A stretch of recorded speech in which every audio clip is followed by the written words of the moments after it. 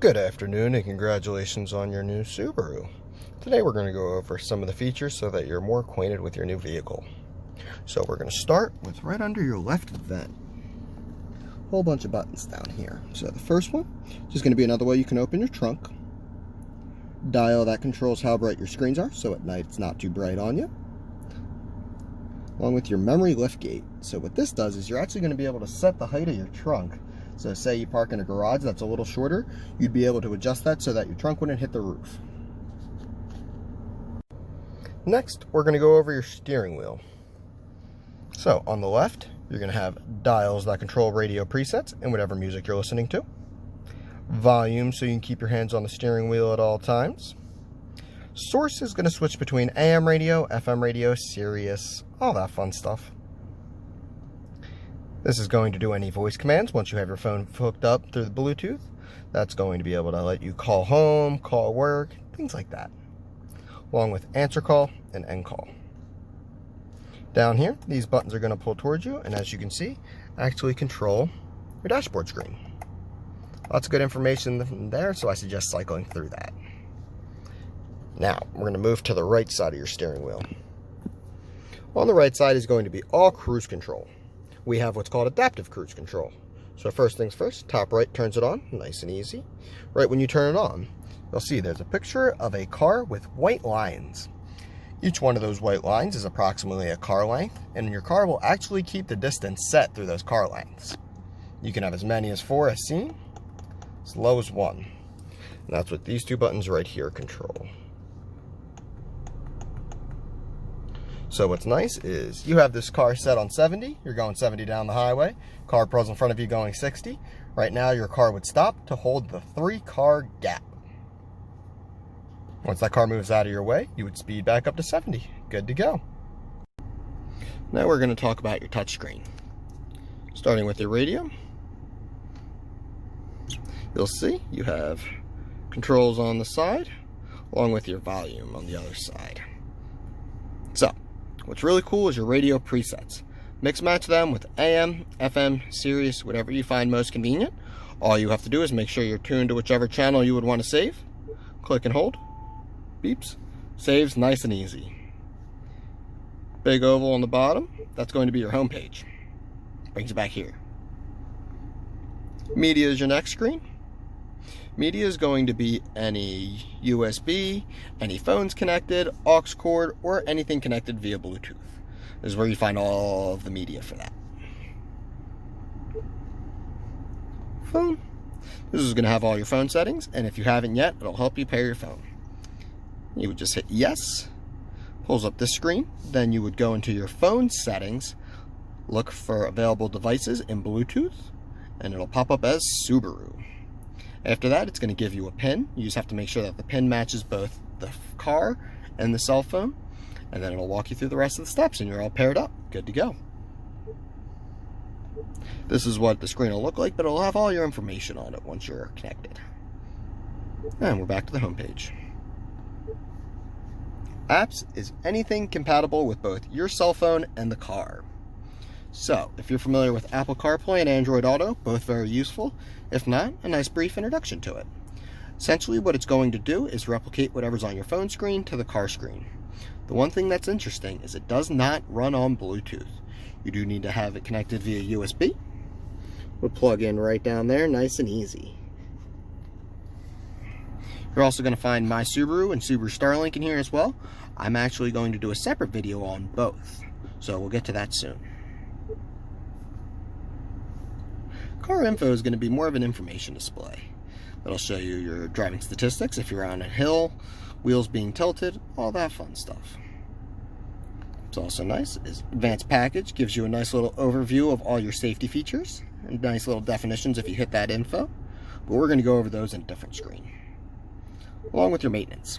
It'll tell you your engine life, oil life, tire, all that fun stuff. Now we're back to the home screen. Like I said, we're going to skip Starlink and My Subaru for now. Next, settings. Just your general settings. Sound, phone, radio, car, all that good stuff. And finally, add shortcut would be used if, say, you had a number you had to call every day. You'd actually be able to give it its own box on the home screen. Each one of these breaks down to about 10 other different options of different boxes you can add to that home screen. Nice and easy. Now we're going to take a better look at your safety features. Bottom left has a little bubble with the car in it, and that's going to be the center hub for all safety features. First one is vehicle dynamic control. This is going to be your traction control for any nasty weather. Pairs all your tires to move at the same speed, lessening your chance of hydroplating. One thing to mention with all of these is as long as that light is blue, that means that feature is on, running, good to go. Next is X mode. X mode is going to be made for off-roading. Most important part is you cannot go over 15 miles an hour. It will not allow you to. I tell everyone the main purpose for this is going to be any sand, mud, dirt, all of that off-roading fun. Under that, you're going to have auto vehicle hold. This is going to keep you in place when you're stuck on a hill at, say, a red light. So once your car comes to a complete stop, you would turn that feature on. It then lets you know AVH right there in green. Once you turn this feature on, you can take your foot off the brake and your car is going to rest on that hill. Benefit is right as you hit the gas, instead of getting that initial lag back, you're just going to shoot straight forward up the hill, good to go. And then under that, you have steering responsive headlights. Driving down the road, if you turn your steering wheel, your lights will turn with you, giving you better visibility going into your turns. Now, we're going to talk about the meat and gravy, drive assist, and all of your eyesight features. First thing you have is pre-collision braking. So, if you look at right here, and on the other side as well, you're going to have two cameras that are always facing the road. One of their jobs is to make sure that you're staying in your lane. So if you're driving down the road, you start to veer out of your lane a little bit. Real nice and big right here, it'll pop up letting you know you got to bring it back in. If you don't, it will apply a pound or two of pressure to the steering wheel that helps guide you back in. Only a pound or two, real easy to override if there's ever a detour and you have to go in that left lane. Just going to feel like your steering wheel is a little heavier. Finally, BSD RCTA. BSD is going to stand for blind spot detection. If you look at the side of your mirror, black box on either side will light up nice and orange to let you know when someone's in your blind spot and you can't go in that lane. If you turn your turn signal on, it'll even beep to let you know some car is coming up that way. RCTA stands for rear cross traffic alert. That's where if you're in reverse and a car is coming behind you, it's going to notify and even apply the brakes if need be. Now we're going to go to other for the home stretch. Cruise control acceleration characteristics is going to be everything to do with your cruise control and how fast your car accelerates. I would suggest keeping that at 3 as a good level. Warning volume is just going to be the overall beep of everything and how loud that is, so you could set that as whatever. Units would be to switch your car into different units, but the one that's useful is the auto start stop engine. Anytime your engine comes to a complete stop at, say, a red light, and your engine block's heated up to the proper temperature, engine cuts off. It feels just like you turned your car off. What's nice about this is right as you take your foot off that brake pedal, your engine will automatically kick back on, good to pull forward. This is going to save you a lot of gas in city and traffic driving, and is a pretty useful feature to have. And we're back to the home page. Next, we're going to talk about your climate control. So, you have dual climate control, always nice to have.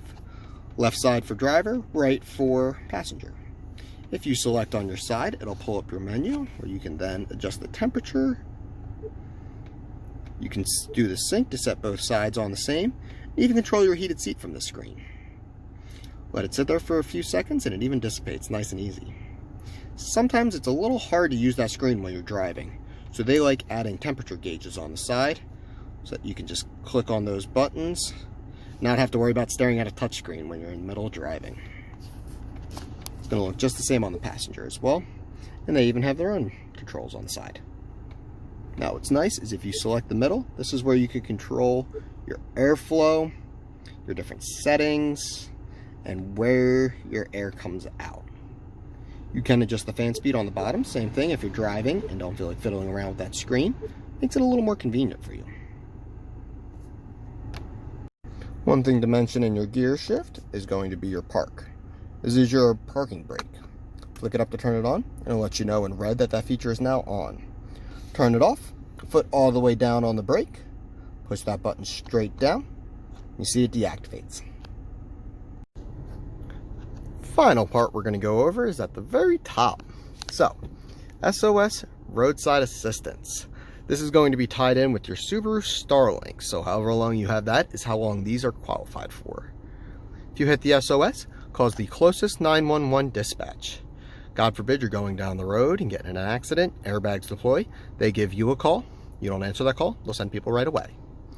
Along with roadside assistance, crack windshield, pop tire, run out of gas, all that fun stuff.